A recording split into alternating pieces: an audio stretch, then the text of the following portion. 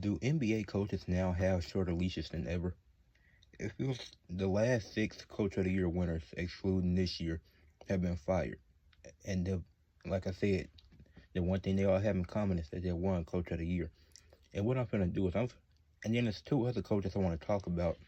But I'm going to talk about these eight coaches, six of them being Coach of the Years, and talk about why they're fired, why most of these firings didn't really make sense, and how NBA coaches now have a much shorter leash. Like you can even for the NFL, you could kind of look at it, but I'm not gonna get into the NFL. I'm gonna focus specifically on the NBA for this video because that's what I mainly want to cover. But starting off with Dwayne Casey, spent 7 seasons in Toronto, won Coach of the Year in 2018, went to the playoffs 5 times, reached the conference finals in 2016, had 350-win seasons, and he lost to the Cavs 3 times, back-to-back-to-back years. And it's that on Dwayne Casey, is some of that on him, yes. But not all of that comes down to Dwayne Casey, because once you lose to a team so many times, like this core is still the same. It's still DeMar, it's still Kyle Lowry. You still have your main two guys. And he was fired the season after winning Coach of the Year. But they had lost to the Cavs once again in the 2018 playoffs. But that Cavs team, that was the same team that, it was just LeBron and Kevin Love on that team. Aside from LeBron and Kevin Love, it wasn't nobody special on that team. And that just goes to show you how great LeBron is. But that ended up getting Dwayne Casey fired, and they got DeMar DeRozan traded. Because the very next year, they won the championship with Kawhi on a 1-year rental. And I'm going to talk about Nick Nurse later. But Dwayne Casey, should he have got fired? Yes, I think 7 seasons he had a good tenure there, but he was never able to get over the hump. But it wasn't just because he was some bad coach, because he was a good coach. You don't just get 50 wins by luck. You got to have the talent. You got to have the personnel, which they had. They just couldn't get past LeBron. And even then, when the Raptors won the championship, I don't think the Lakers, if LeBron was held to, was going to win the championship. That's all hypothetical. But they didn't have to play that Cavs team. But they did have to play some competitive teams like the 76ers, like the Bucks. So then, that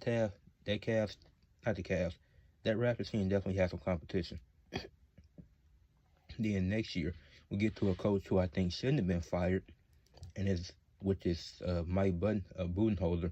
Spent 5 seasons in Milwaukee, won Coach of the Year in the 2019 season, went to the playoffs all 5 years of his tenure there, won the NBA championship in 2021, had 350-win seasons and 160-win seasons, went to the conference finals twice, went to the finals once, and was fired in the 2023 season after being upset by the 8-seeded Heat as the first seed in 5 games in a series where Giannis was injured and he had a death in the family, so he wasn't really able to focus. So even though he got upset, and yes, you never want to lose to an 8 seed, that's embarrassing. But looking at the circumstances, what sense did it make to fire Mike Budenholzer? Then you hired Doc Rivers as his replacement, and they've never reached the conference finals since that. They haven't reached the conference finals these last few years since firing Mike Budenholzer. Mike Budenholzer was a better coach than Doc Rivers at this point in his career. Like multiple Eastern Conference Finals appearances, multiple 50-win seasons, making the playoffs all 5 years there, being fired 2 seasons after winning the championship. That's insane to me. That firing never made sense to me because, like I said, Giannis was out for 2 games, if I'm not mistaken, out of 5. I think they won one of them. Then Mike Budenholzer was dealing with a death in the family. So, and then to speak on the Bucks even more, because this team, Giannis had to complain, and Giannis does this every offseason, and now people are speculating he's going to get traded again. But Giannis has to complain about something, or not complain, but make it known that he wants some help. That's how they got Drew Holiday. That's how they ended up getting Damian Lillard. But in retrospect, getting Damian Lillard wasn't the greatest idea because he doesn't give you that defense that Drew Holiday does. So now with that, you lose defense. And now Dame, he's been consistently injured. Giannis still gets injured from time to time in the playoffs. Like, he might be super reliable in the regular season, but he's been not this season. He was fine this playoffs, but last year he was injured in the playoffs. In the 2023 series against the Heat, he was injured. So it's like, it's just been a consistent thing with Giannis come playoff time, and we need to see him healthy. We've seen it this year, and then Dame got hurt. But I don't think that was a situation where Mike Budenholzer should have been fired. That didn't make any sense to me. And Nick Nurse Spent 5 seasons in Toronto, 2019, 2020 Coach of the Year. Went to the playoffs 3 times, 250-win seasons, champ in 2019, and but didn't go back to the Eastern Conference Finals. Fired after 2023, going 41-41 with the same core that they won 7 more games with than that the last season. So Nick Nurse firing, I get not really too much to speak on that. But another Coach of the Year candidate that was gone, and now he's with Philly, and he might be relieved of his duties there soon, especially if Philly don't go nowhere. Even though they got injuries and stuff, that don't really matter nowadays in the NBA. Now the one that caused a lot of controversy and a lot of talk, Tom Thibodeau spent 5 seasons in New York, took them to 4 playoffs in those 5 years, won Coach of the Year in 2021, took the Knicks to the Eastern Conference Finals for the first time in 25 years, back-to-back 50-win seasons, lost to the Pacers in back-to-back years, last year in the second round, this year in the conference finals, only one first-round exit, and he was fired this year. What doesn't make sense to me is this is the most successful the Knicks have been in a 5-year stretch since they went to the Eastern Conference Finals in 2000. They haven't had a 5-year stretch like this in a while.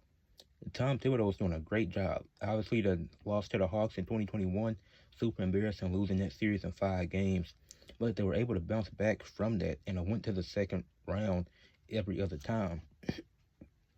And it's like Tom Thibodeau isn't the reason why Karl Anthony Towns is in foul trouble. He isn't the reason why Brunson is in foul trouble. The Pistons could have pushed that series to 7 games, but their inexperience, their mistakes cost them in the end. So it's like Tom Thibodeau, I don't think he should have been fired. He was a great coach. And people talk about him not going deep into his bench. The Knicks didn't give him a bench to go deep into.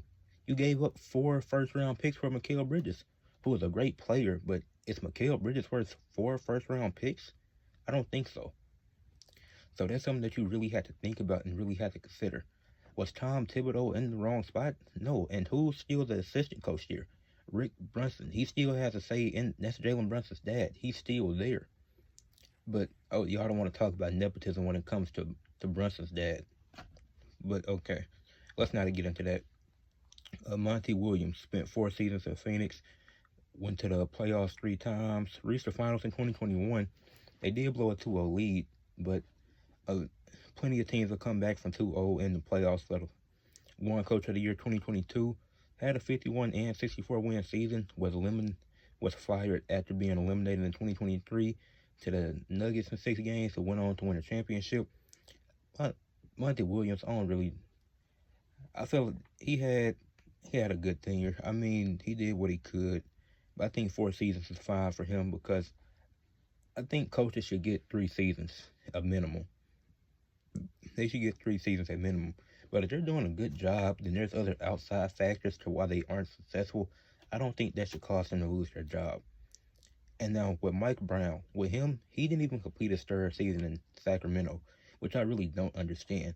He spent 3 seasons there, really 2, because this season he was fired after going 13-18 in 31 games. Even though you didn't address any problems you had in the off season, you kept going into the season with the same rosters, and you added DeMar DeRozan like they were supposed to make some drastic difference. He doesn't help you. He's not a 3-point shooter, so he's just going to kill the mid-range game, which is good for him.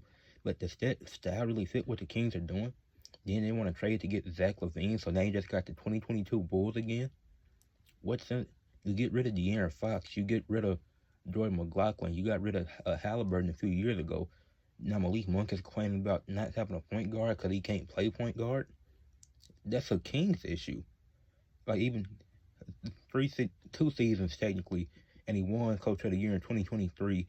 Lost in 7 to the Warriors, where Steph put up 50 points in Game 7. They just lost to the more experienced team in 7 games. And he had 2 40-win seasons, first playoffs in 17 years.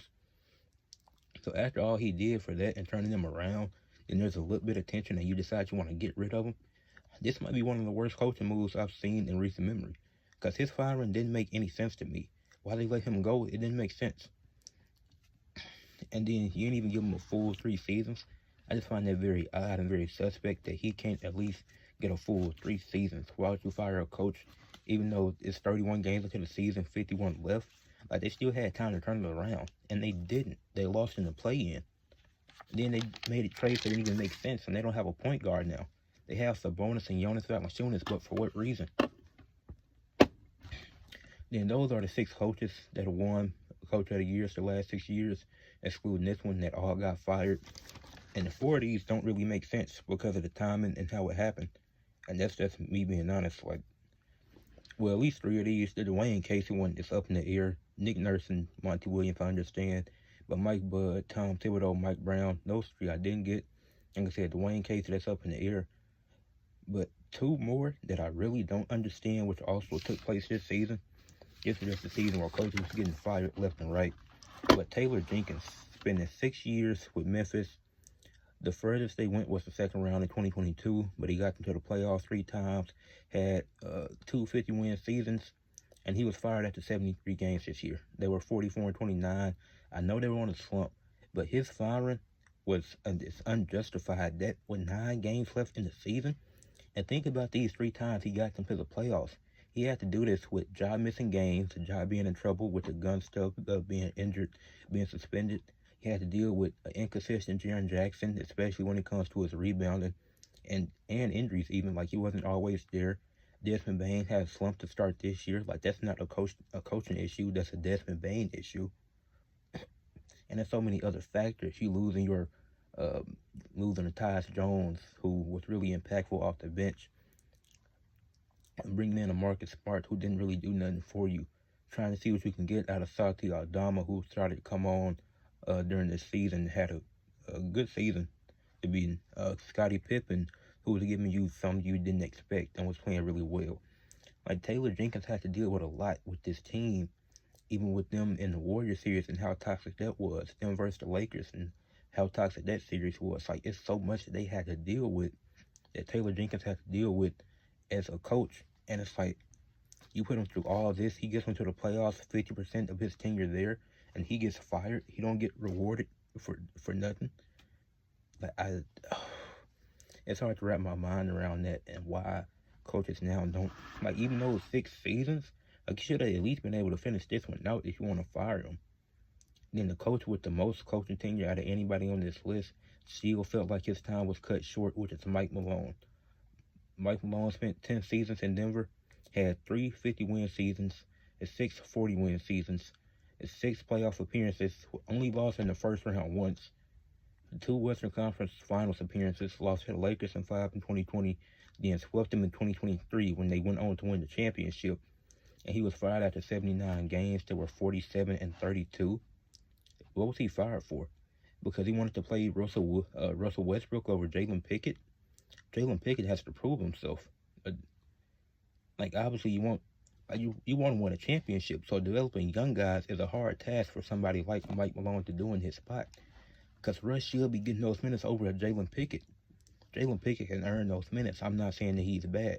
He has had his shining moments this season. But you fire a coach with 3 games left in the season. You know, you have Mike Malone instead of that assistant. Maybe they beat OKC in Game 7. Or maybe they win it in 6. Maybe they don't go 7 games against the Clippers. Like, that's how much Mike Malone changes these series that they were in. Like, Mike Malone was a great coach. I don't think many people expected him to get to the conference finals in 2020. And when they won the championship, it was still a doubt because of what they had went through. Like, getting this team to the playoffs with Jokic and a bunch of bench players when Murray and what's his name, MPJ, were both injured. Like, a lot of people give credit to Jokic, but that's on Mike Malone too, because he's the one coaching his team. He's the leader of that team. He's the voice in everybody's ear. So all this stuff that he did was super impactful. Then he don't even get to finish his 10th season. Like, if he's here, I think they could be in the Western Conference Finals. Maybe they lose to Minnesota again. Maybe they go to the finals again. Who knows? But I don't think Mike Malone should have been fired. Out of these 8 coaches that I named that have been fired in the last this decade, I think at least 5 of them should still have a job with their teams, or should have at least got another year.